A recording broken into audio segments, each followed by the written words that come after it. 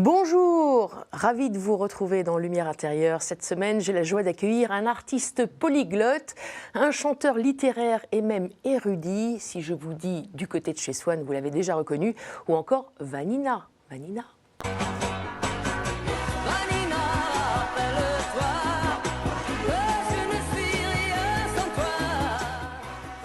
Vous aimez bien vous réécouter, Dave? Bonjour Dave. Bonjour, on ne se réécoute pas souvent.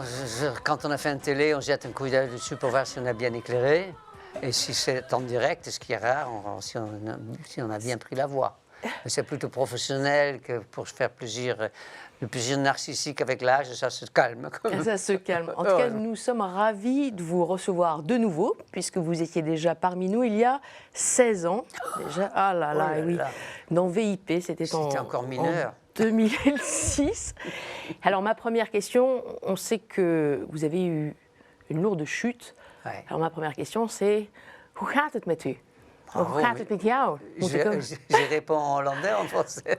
Ça serait peut-être mieux en français. En français, comment allez-vous?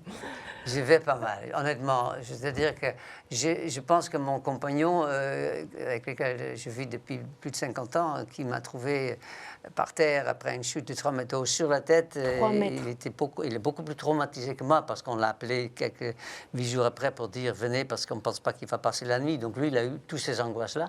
Moi, j'ai absolument aucun souvenir. Ça s'est passé en début d'année, hein? C'est passé le 25 janvier, oui, c'est pas à l'oublier. Oui. J'ai couru, paraît-il, de bas en haut parce que j'ai la chance d'avoir une maison avec un escalier et je ne sais plus pourquoi, je cours toujours, hein, donc je suis couru et je suis clairement tombé en arrière. Il n'y avait pas encore de rambarde que depuis on a installé et je suis tombé sur la tête et j'ai fait 4 jours de coma et un mois d'hôpital, ce qui est fort intéressant, mais je n'ai aucun souvenir. J'aurais aimé au moins avoir vu Dieu, ça aurait été sympa. Parce qu'il y a des gens qui... Voilà, je n'ai pas vu de lumière blanche. En tout cas, je ne m'en souviens pas. Il paraît que parfois, ça revient, ce souvenir. Je ne sais pas trop si j'ai envie. En tout cas, vous avez l'air en forme. Donc, vous allez bien. Je vais bien. Vous disiez à l'époque que vous aviez perdu l'odorat. J'ai toujours pas d'odorat et toujours pas de goût. Et c'est vrai que ça me manque énormément parce que je suis vraiment le vrai épicurien, oui, absolument. Ouais. Pour ne pas dire hédoniste, pour montrer que je parle aussi grec. Mais c'est vrai qu'en plus j'adore faire la cuisine, j'ai même sorti un livre de cuisine. Donc c'est vrai que je rentre encore là tous les soirs à 19h quand je ne travaille pas, je rentre en cuisine à 19h. Il y a ma chienne qui est en bas de mes pieds parce qu'elle sait qu'elle va manger. Clara. Clara. Et donc, un labrador. Elle est plus, disons que, elle est très, très blanche, donc c'est plutôt plus golden. Ça ressemble beaucoup à un labrador. Mais elle est adorable. Elle vient de la Guadeloupe et elle est vraiment elle a en commun avec les labradors et les golden qu'elles sont gentilles avec tout le monde, ce qui nous énerve un peu évidemment, parce qu'on voudrait bien qu'elles soient juste gentilles avec nous. Mais vous avez eu presque une dizaine de chiens. 8? Ah oui, beaucoup. Il y a beaucoup, hein? Après 52 ans, oui, on en a eu beaucoup. Moi, j'ai des chiens depuis que je suis tout petit. J'ai toujours eu des chiens. Toujours vécu avec des chiens? Ouais. J'aime beaucoup disons, cette forme d'amour qu'un animal te donne. Je ne suis pas contre les chats, loin de là, mais c'est plus évident avec un chat. Et les chats aussi, ils viennent te donner des coups de tête et c'est pas antipathique non plus. Mais même quand je me souviens à l'époque, il y avait les galas de l'Union, c'était dans un cirque où les artistes allaient essayer de rapporter un peu de sous pour aider les gens moins fortunés que nous, qui sont nombreux. Et j'avais vraiment envie de caresser le lion, mais il ne faut mieux pas. Non, il vaut mieux pas. C'est vrai que vous aimez beaucoup les animaux. Oui, c'est vrai. Vous avez aussi une association pour les chiens guides d'aveugles. Oui, je suis parrain je suis assez heureux de faire ça parce qu'à chaque année, quand on remet entre 8 et 10 chiens à des enfants, c'est pour des enfants, hein, pour des mineurs non-voyants, c'est la joie des enfants et la joie des parents aussi. Parce que ces enfants qui sont à l'école parfois un peu quand même à part, parce qu'on ne sait pas trop comment faire, quand ils rentrent en classe avec un chien, ça devient des héros et des héroïnes. Hein. C'est autre chose, c'est très mignon. Alors tout à l'heure, vous évoquiez 52 ans que vous vivez avec des chiens. C'est ce que vous dites. Entre autres, oui. Et aussi plus de 50 ans que vous vivez avec un homme. Ouais. Patrick Loiseau, votre parolier, votre mari. Oui, j'ai un peu du mal avec ce mot-là, mais c'est vrai. Enfin, votre compagnon? Oui, je dis souvent compagnon parce que je ne voudrais pas qu'on pense que quand on a disons, la difficulté d'aimer, de tomber amoureux de quelqu'un du même sexe que vous, ça pose quand même un problème dans la société. Je veux dire, même mon père, qui était quand même quelqu'un de très large esprit, il a eu du mal à le comprendre, à l'accepter, même dirais-je. Et ma mère est une danseuse de ballet classique. Donc autour d'elle, c'est pas ce qui manquait. Oui. Les gens qui ont dit gay, comme si c'était gay, avec un Y évidemment. Mais non, moi, et c'est vrai qu'aux Pays-Bas, ils sont bien en avance sur tout ce genre de problèmes. Hein, donc vous avez quand même sauté le pas du mariage, parce qu'avant vous étiez paxé. Ça, je le dois à un confrère à vous, qui s'appelle Marc-Olivier Fogel. Marc-Olivier Fogel nous a dit que, comme on était tous les deux plus de 70 ans, pensez-y quand même. Quand un des deux n'est plus là, ce sera bien que ça soit réglé comme dans un vrai mariage.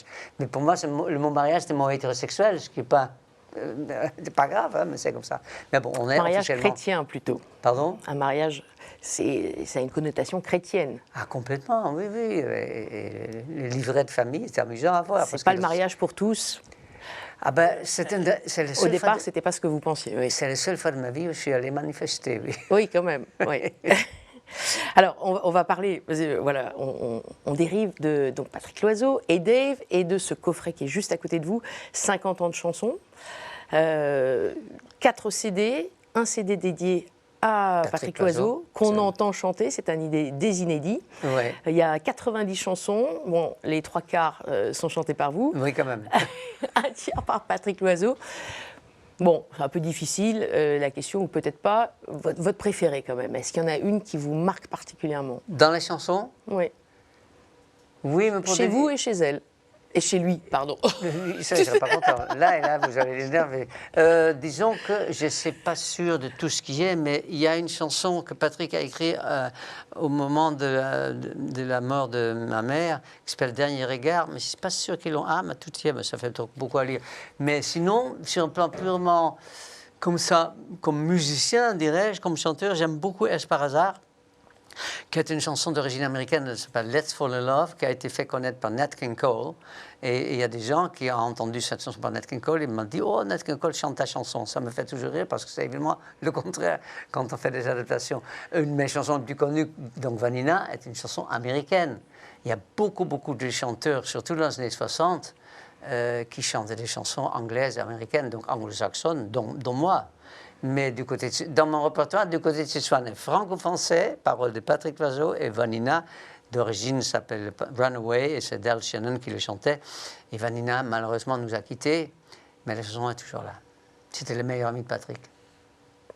Et la chanson Préparer le chemin du Seigneur, ça c'est une chanson qui va bien ici sur KTO. Ah là là là là. Alors là, vous savez... Qui a une histoire, avec la comédie musicale. L'histoire est longue, parce qu'en fait, moi, je suis...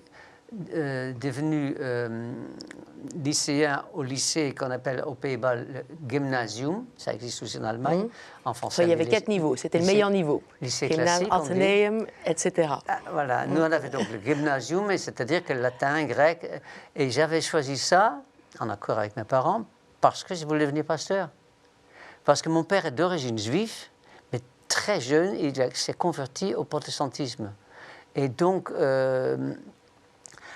Et évidemment, moi, quand j'avais 15-16 ans, je voulais aller en kibbutz pour montrer que j'étais d'origine juive. C'est sa sœur, qui était une rare survivante de sa famille, qui m'a dit « Tu ne seras pas le bienvenu parce que ta mère n'est pas juive. » Et donc, voilà. Mais en fait, tout ça pour vous dire que j'ai toujours été très, je dirais presque, si ce n'est pas trop populaire à dire, très en contact avec l'au-delà et donc avec Dieu. Et quand j'étais dans mon lit à 10-12 ans, que je savais qu'on allait à la mer, je priais tous les jours pour demander à Dieu de ne faire attention pour que personne de ma famille se noie. Et je disais, et si personne se noie, je vous jure que je deviens pasteur. Je me confierai, je donnerai toute ma vie à vous. Je lui parlais comme ça. J'avais 10-11 ans. Hein. Et personne ne s'est noyé. Mais vous n'êtes pas devenu pasteur pour autant. Non, parce que j'avais un pasteur. Une des raisons pour lesquelles je voulais devenir pasteur, dans ma famille, on était donc papa, maman, 2 frères et une sœur, on était 6. Et le seul qui allait au temple, comme on dit en France, à l'église, comme on dit chez nous, c'était mon père et moi. Et ma mère était très violemment athée, fils de socialiste de première heure. Et mes frères et sœurs n'étaient pas intéressés. Et moi, j'étais très attiré par Dieu. Je parlais beaucoup avec Dieu, qui me répondait rarement.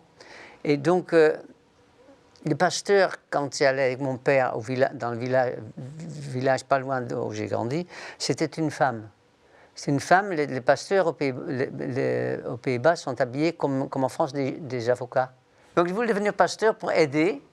Et puis, c'est plus tard, un autre pasteur, parce que la pasteur en question a changé de lieu, et l'autre qui a dit, je ne sais pas si tu es né pour faire ce métier-là. Parce qu'il avait compris, parce que je lui avais expliqué que j'étais plus attiré par les garçons et il ne trouvait ça pas une bonne idée. Donc voilà pourquoi je suis devenu finalement... Enfin, j'ai fait des études de droit pour devenir chanteur. Alors vous parlez du protestantisme. Vous alliez au temple. C'est vrai que les protestants ne connaissent pas trop la Vierge Marie. C'est pas... Par contre, ils connaissent plus la Bible. Voilà. Parce qu'ils lisent. Mais vous aimez particulièrement la Vierge Marie. Vous la chantez extrêmement bien. Pourquoi est-ce qu'on ne retrouve pas cette Ave Maria de Schubert dans cet album? Je vous propose de l'écouter. Ave Maria,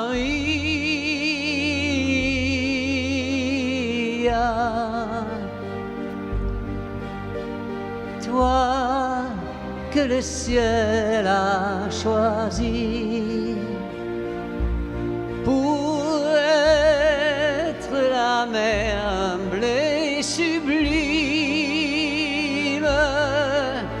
du Fils que Dieu nous a envoyé. Ton cœur rayonne de bonté et d'humanité. Tu sais, au prix de ta souffrance, combien le monde a le mal d'aimer. Tu sais, la compassion immense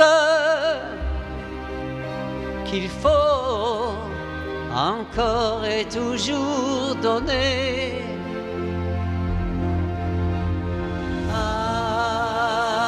Ave Maria.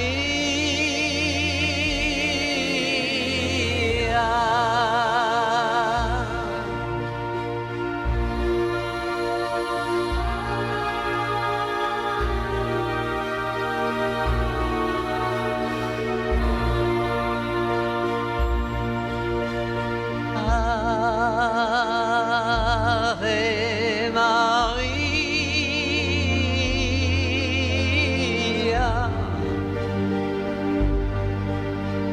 sous la même étoile qui brille et répand sur la terre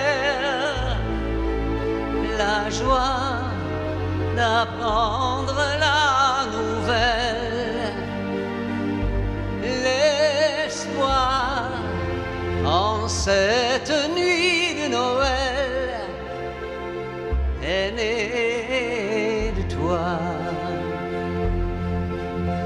Divine la force d'être humaine, tu portes en toi tellement d'amour que dans ce monde envahi de haine,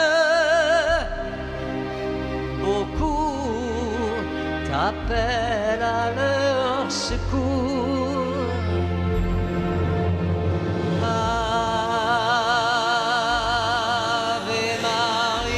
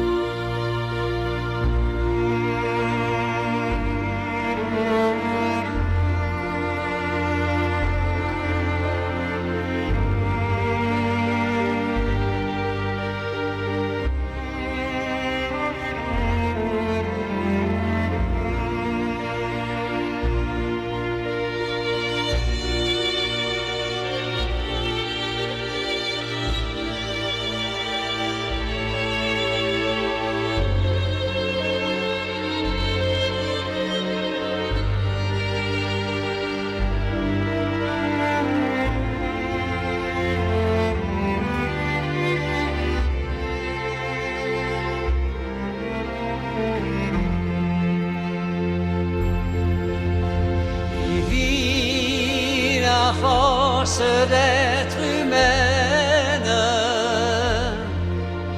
Tu portes en toi tellement d'amour que dans ce monde envahi de haine, beaucoup t'appellent à leur secours.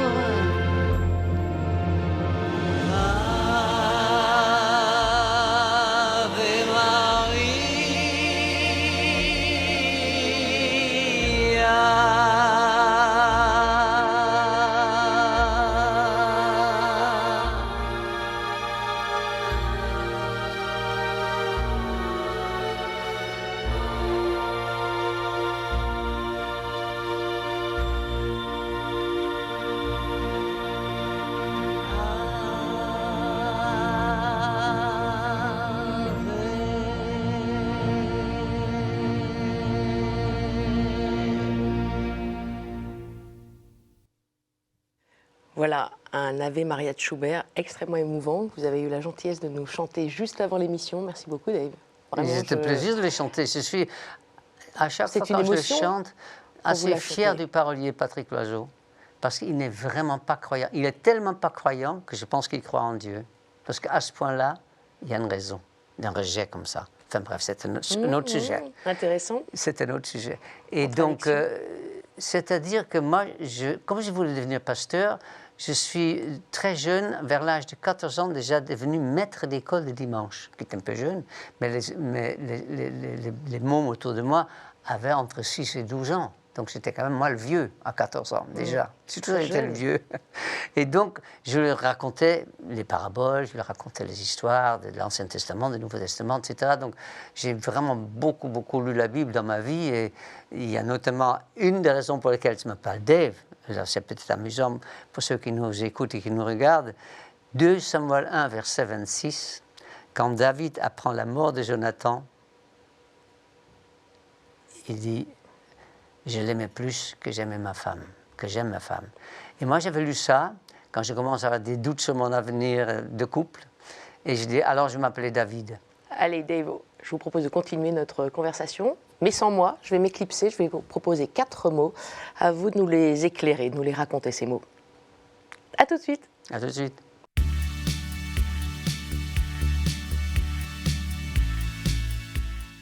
Alors Dave, est-ce que vous êtes bien tout seul? Je ne suis pas loin. Merci, ça me rassure. Alors, le premier mot que je vous propose, je vais dire forcément, c'est le mot Pays-Bas. Pays-Bas. Ah, les Pays-Bas. Ah. Ce plat pays qui est le mien, comme dirait Jacques Brel, qui était belge. Mais la Belgique, vous ne le savez peut-être pas, mais faisait partie de notre pays jusqu'à 1838. De 1830 à 1838, c'était la lutte, et après, ils sont devenus la Belgique. Enfin bref, le Pays-Bas, c'est quand même un pays auquel je suis attaché. C'est d'ailleurs une des raisons pour lesquelles je ne me suis pas fait naturaliser français, parce que je ne voulais pas renier mes origines.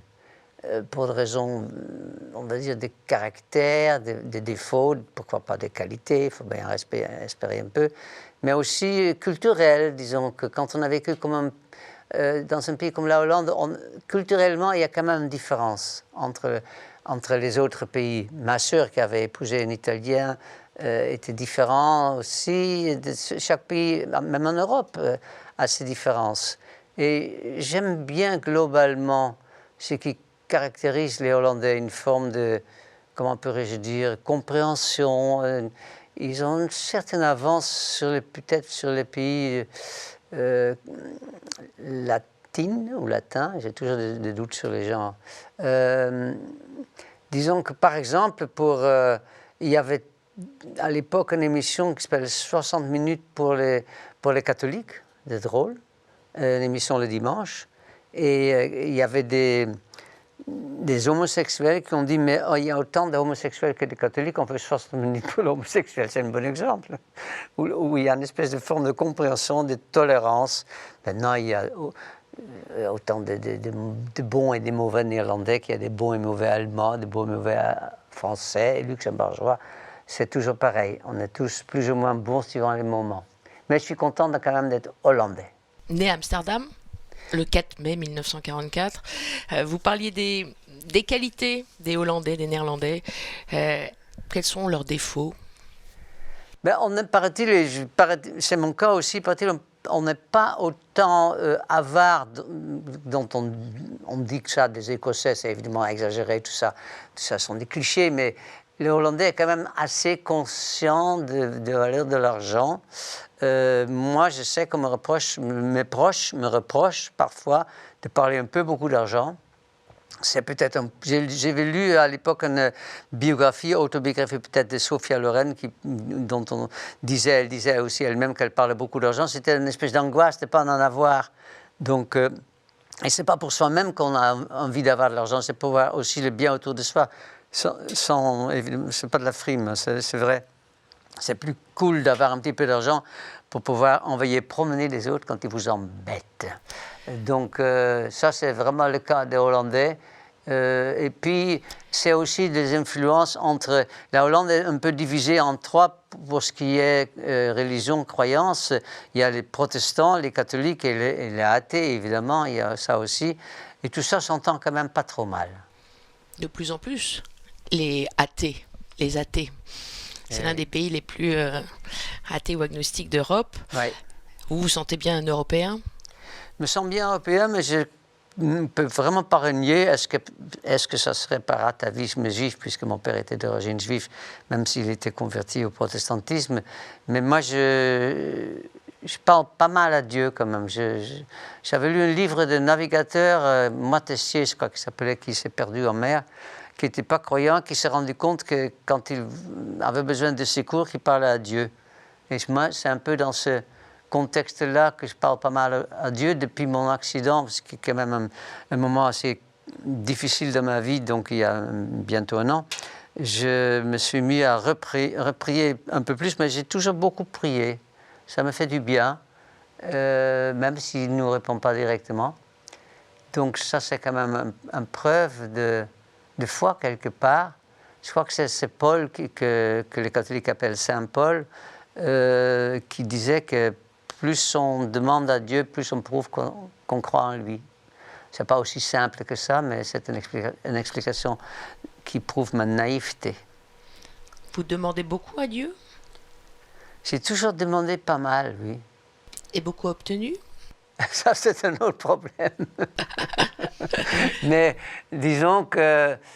Et vous remerciez un peu? Et je remercie beaucoup Dieu.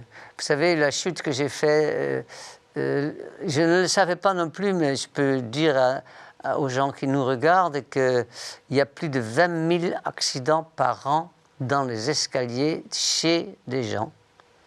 Et avec plus de 60% des gens au-dessus de 60 ans, ce qui est mon cas. Et quand donc j'ai échappé vraiment à pire, j'aurais pu être mort, j'aurais pu être tétraplégique, j'aurais pu avoir plein de problèmes plus graves que j'ai. Et donc là, je trouve que le moindre des choses, c'est de remercier Dieu. Et puis je suis aussi, et je vais peut-être calmer un peu les gens qui nous écoutent, que ça énerve, je suis un grand amateur de science-fiction. Et depuis que j'ai 14 ans, j'ai tout lu ce qu'on peut lire là-dessus. Et j'aime bien quand il y a des extraterrestres. Et s'il y en a bien un extraterrestre, on peut l'appeler Dieu si on veut. J'aime bien aussi quelqu'un qui a demandé à Einstein, qui n'était quand même pas un con, s'il était croyant. Et il a répondu, ça dépend ce que vous attendez par là, et ça dépend ce qui est pour vous Dieu. Les Juifs, par exemple, ne donnent jamais le nom de Dieu. C'est celui qu'on ne nomme pas. Il y a plein de trucs comme ça. Tiens, on va passer au deuxième mot, et c'est le mot loyauté. Peut-être qu'on va reparler d'atomes, justement, au CHU, ou pas. Je me disais que c'était un mot peut-être qui vous convenait mieux que fidélité. Qui m'arrange. Non, qui m'arrangeait. Qui vous arrange. Qui m'arrangeait quand j'étais plus jeune.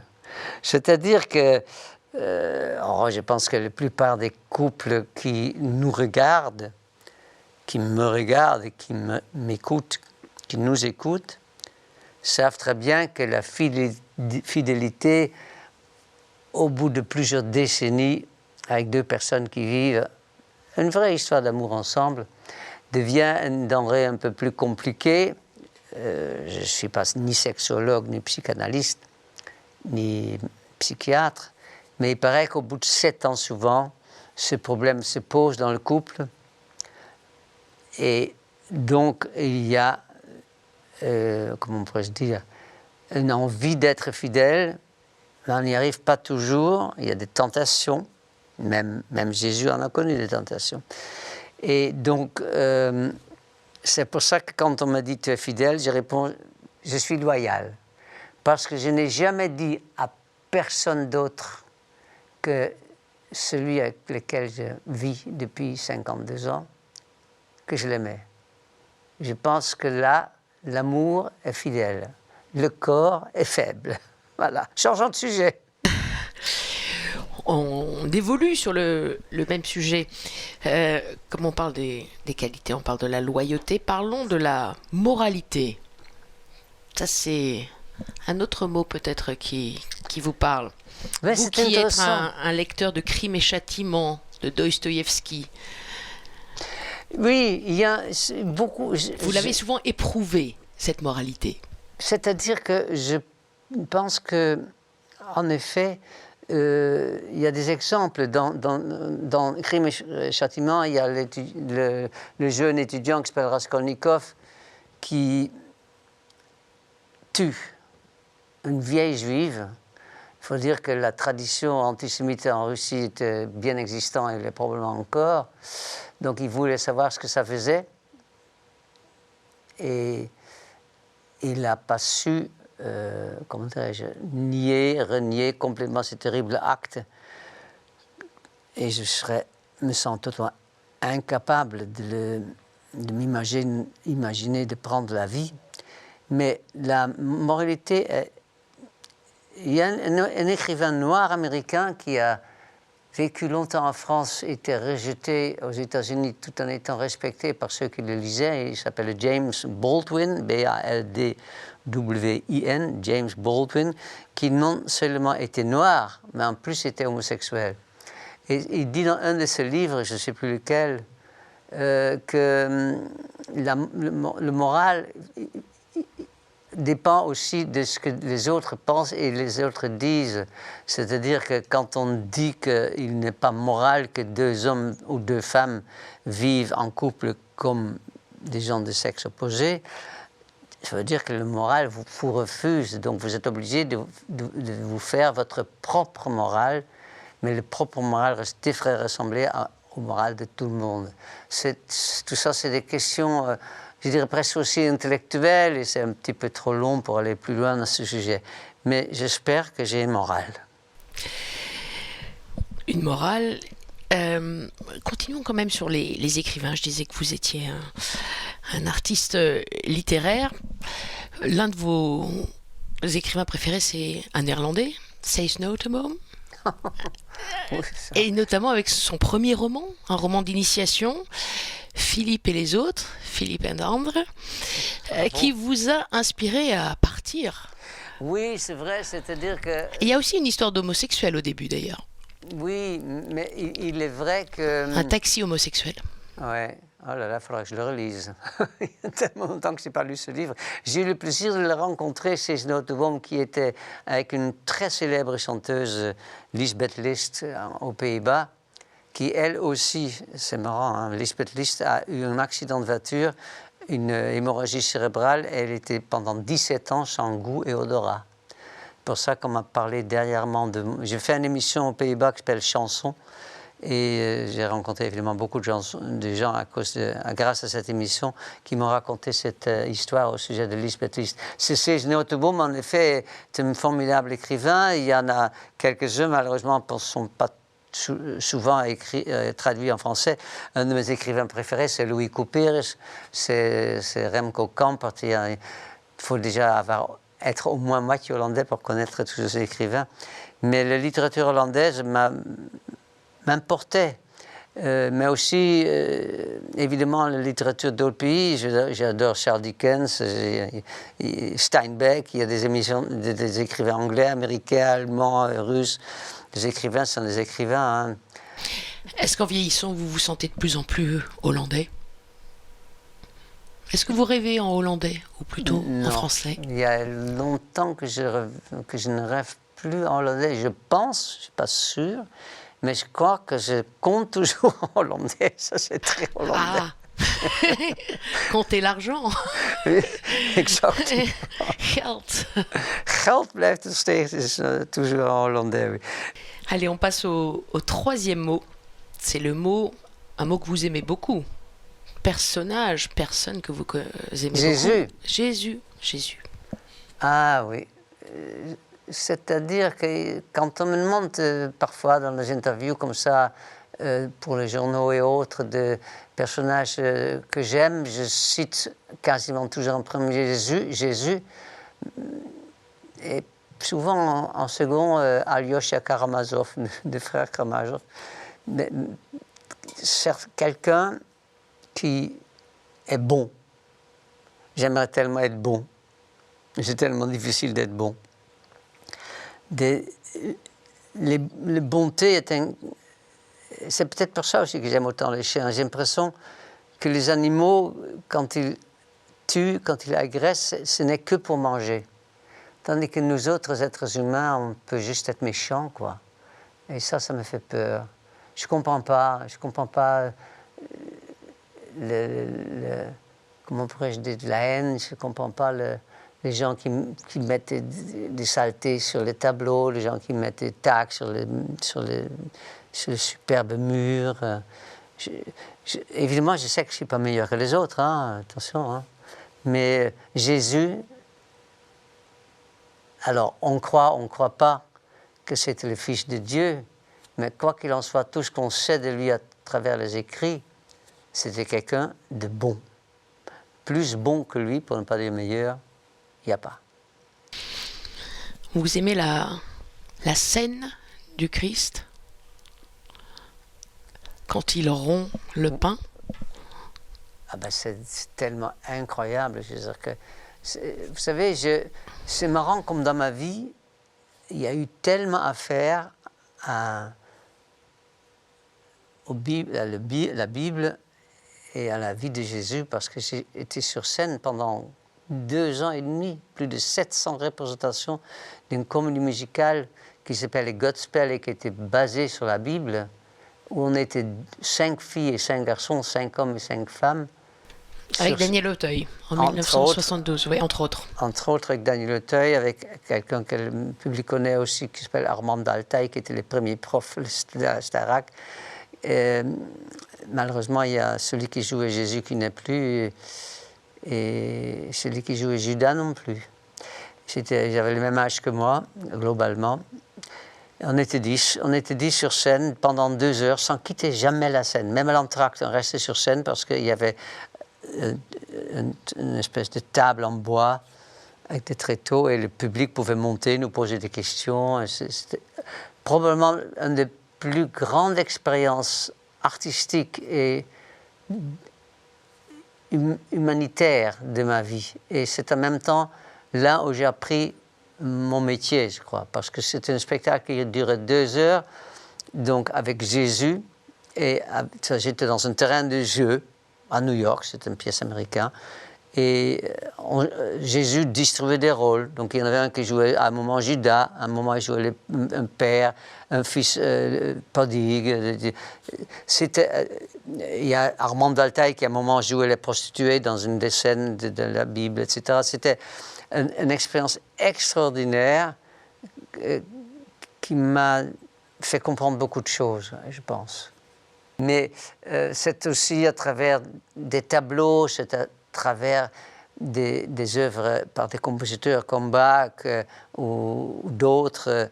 C'est l'art aussi qui vous met en contact, ou une visite à des villes, je ne sais pas, ça peut être Séville, ça peut être en Espagne, ça peut être en Italie évidemment et en France.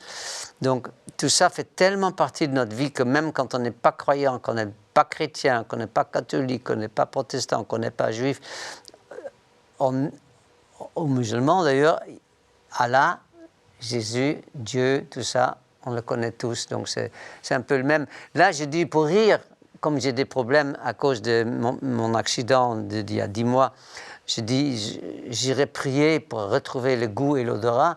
J'irai dans une mosquée, dans une synagogue, dans un temple et dans une église, parce que c'est toujours le même Dieu. Donc voilà. Alors la scène... Et vous y êtes allé? Pardon? Vous y êtes allé? Dans ma tête. Vous n'avez pas encore fait la tournée des lieux églises de et des lieux de culte. de culte, ouais. Allez, 4e mot et dernier ici. Drôle de mot, hein, Oui, mais jamais employé jusqu'à présent je sur sais. KTO. Ouf! Je sais pourquoi Ouf! ouf est là. Vous savez Ouais. pourquoi ouf est là. Je Allez. sais pourquoi ouf est là. Ah, est-ce que c'est une réponse où je veux faire le mariole, comme me dit souvent mon compagnon quand je rentre en télé, il m'engueule en me disant t'as encore fait le mariole parce que c'est vrai que j'aime bien faire rire aussi, mais là c'est pas un sujet très drôle dans la mesure où c'est une épitaphe que je m'imagine si jamais on met une pierre sur ma tombe, sur mes cendres, je mettrai ouf parce qu'il y a 2 raisons. Premièrement, c'est vrai que moi, je n'ai que 78 ans, mais... Vous visez les 100 ans en plus, hein, vous l'avez souvent dit. Oui, mais on vous attend dans quelques années. Vous aussi vivez les 100 ans, il n'est pas arrivé. Mais c'est vrai qu'il y a de plus en plus de centenaires, mais ils ne sont toujours pas très nombreux non plus. Mais ouf, évidemment, c'est aussi fou, en verlan. Et la folie est une des choses... Le plus important pour un artiste qui veut faire de la scène, il faut pouvoir être fou quand on fait de la scène. Il faut faire rire, il faut surprendre, il faut donner avant tout. Si on veut recevoir de l'amour du public, il faut commencer à donner le plus d'amour que vous avez en vous. C'est un métier qui est basé sur la générosité, comme la vie devait l'être. Et il faut être fou. Il faut être fou aussi pour être généreux parfois. Mais ouf, évidemment, c'est en même temps un peu triste, mais c'est vrai qu'on a des moments dans la vie, je regarde les gens qui nous regardent, vous verrez, quand vous avez mon grand âge, il y a des moments de fatigue où vous dites, oh là là là, c'est tellement, la vie peut être tellement pourrie, et je choisis mes mots, que ça serait bien que ça s'arrête un jour. Et c'est là où on a cette expression française, ouf, c'est fini, la souffrance c'est fini. Mais en même temps, on a envie de vivre. Moi la mort, hein, elle est tellement rentrée beaucoup trop tôt dans ma vie. C'est-à-dire que dans les années, en gros, vers 1984, quand le sida a fait son apparition, comme bien plus tard, et on connaît tous maintenant le Covid, le sida a fait énormément de morts autour de moi.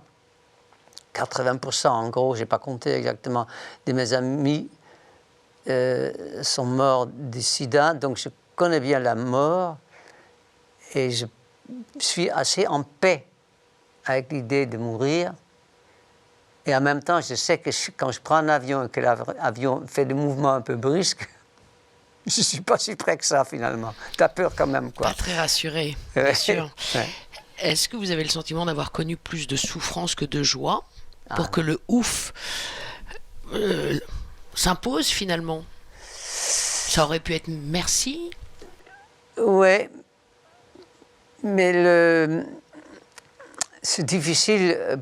Plus on avance dans l'âge, plus il y a des gens qui meurent autour de vous, plus vous dites... Je me souviens quand ma mère était mourante, nous étions là, les 4 enfants, parce que ma soeur était encore là aussi, donc on était tous les 4 venus voir ma mère. Et à un moment, je n'oublierai jamais, il y avait qu'elle et moi dans la chambre de l'hôpital où elle était, et ma mère était vraiment athée. Et elle m'a dit, va voir en bas à l'accueil de l'hôpital s'il n'y a pas un curé, un rabbin, un pasteur. Je voudrais bien lui parler pour savoir ce qu'il pense qu'il y a après. Elle avait une espèce d'inquiétude. Et donc, je suis descendu et il y avait un pasteur. J'ai demandé au pasteur s'il voulait bien me donner quelques minutes de sa vie pour parler à ma mère qui était en train de tout doucement de périr. Et il a évidemment monté. Moi, je suis resté dans la chambre, mais je me suis un peu éloigné. J'ai regardé dehors par la fenêtre. Et puis, à un moment, je regarde où en était ma mère. Et je voyais qu'avec sa main, elle faisait signe, j'ai en fait partir. Donc, j'ai dit, monsieur le pasteur, merci beaucoup d'être venu.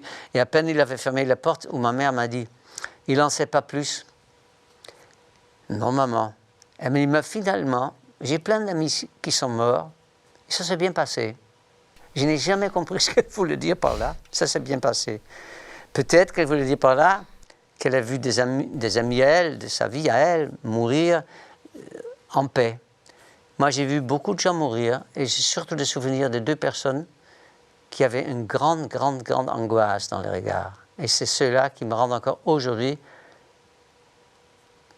malheureux. Rien qu'en parlant, ça ne me fait pas plaisir de raconter ça. Mais donc, quand je dis ouf, c'est que j'espère qu'en ce moment inévitable, parce qu'on sait que la vie est une longue maladie qui finit mal, quand ça va m'arriver, j'espère que je serai en paix avec cette idée-là. Et donc, je pourrais dire ouf. Vous venez d'employer le verbe espérer. Vous avez donc une espérance? Ah oui. Comment vous voyez les choses? L'espoir, quand on fait un petit peu comme moi, la mythologie grecque, c'est ce qui reste dans les boîtes de Pandore. On a toujours de l'espoir. Quand on n'a plus de l'espoir... Espoir et espérance, c'est pas tout à fait la même chose. C'est vrai. L'espérance, c'est une confiance pure, désintéressée. L'espoir, c'est désirer quelque chose de meilleur. L'espérance, c'est plus fort. Il faudra voir avec Guy Béard qui a chanté l'espérance est folle et qui farandole. Quelle est votre espérance, à vous, votre espoir? Je pense qu'il faudrait surtout espérer que les êtres humains que nous sommes, nous serons toujours tout doucement en train de nous améliorer. Mais j'en suis pas sûr. Ça, c'est un espoir pour les vivants, pour ceux qui restent. Mais vous-même, est-ce que vous réfléchissez à la finitude, à la mort, oui, à l'au-delà? Ah, mais vous savez, moi qui ai tellement lu de science-fiction, je pense à un livre de Bradbury où on parle des gens qui vont dans l'au-delà, on va dire dans une autre dimension, un autre monde, puis il ne revient pas parce que c'est beaucoup mieux que la vraie vie dans laquelle nous sommes aujourd'hui. C'est peut-être ça la mort. Moi, je pense que là-dessus, je suis plutôt, je dirais presque cartésien. Même si Descartes n'est plus la personne que j'aimais autant, parce que je sais qu'il n'était pas gentil avec les animaux, il pensait qu'il n'avait pas d'âme, qu'il ne connaissait pas la souffrance. Mais bon, il vivait à Amsterdam, donc je ne serai pas beaucoup pardonné. Mais sur le cartésien, à moi, dirait que quand on est mort, c'est un peu comme un transistor dans lequel les batteries sont finies, il ne donne plus de son. D'accord.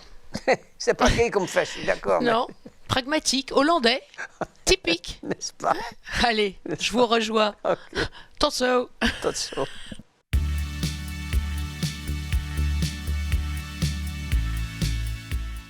Dave, je suis de nouveau près de vous.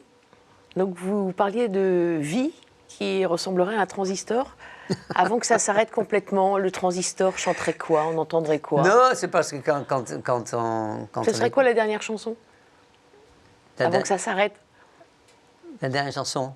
Dans le transistor. Ah, oh là, j'ai pas pensé. Ah, bah si, c'est ça que je pose comme question. Ah, oui, non, et puis pas ça s'arrête.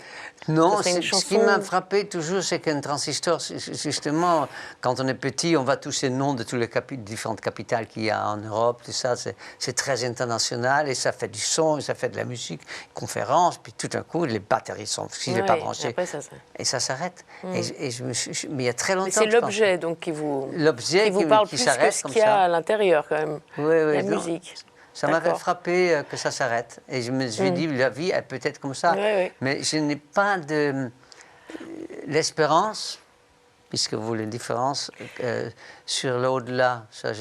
J'ai du mal à croire à un paradis, à un nirvana. Ça fait pas tout à fait partie de ma manière d'être. Et j'espère presque quelque part que ça s'arrête. Mais avant, je veux bien croire à la réincarnation. Parce que ça me semble génial. Sauf qu'on ne s'en souvient pas. Mais par exemple, moi j'ai un immense amour pour l'Italie. Et je me demande si peut-être que j'ai vécu une autre vie en Italie avant. Pas savoir. On parlait des objets transistors. Il y a un autre objet que vous portez souvent près de vous aussi. C'est une brosse bleue. Ah, c'est vrai. Je crois que vous l'avez.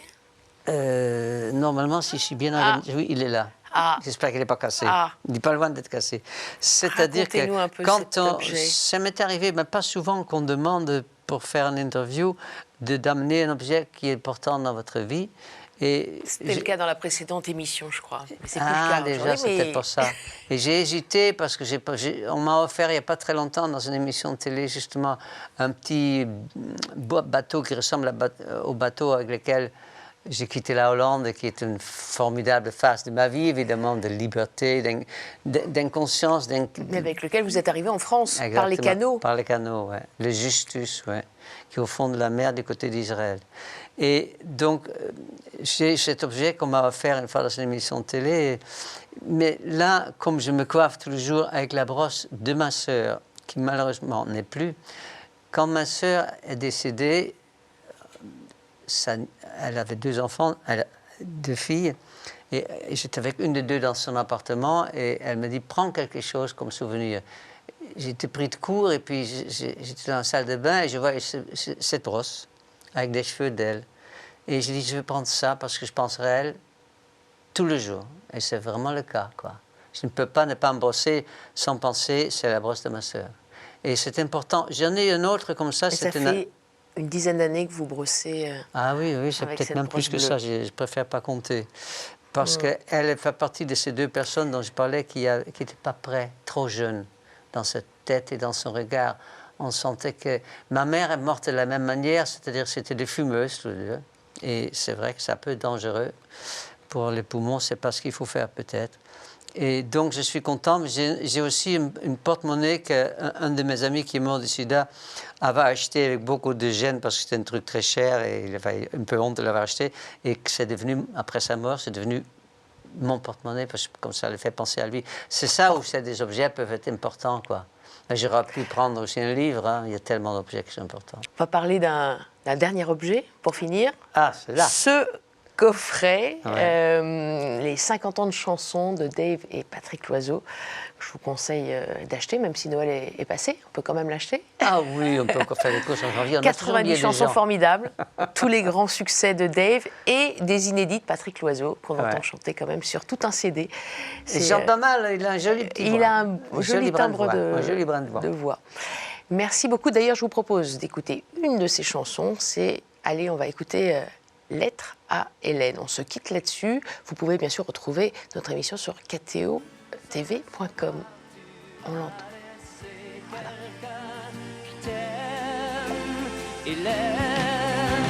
Hélène, j'ai froid au cœur, de mon côté de l'équateur, aux Antilles.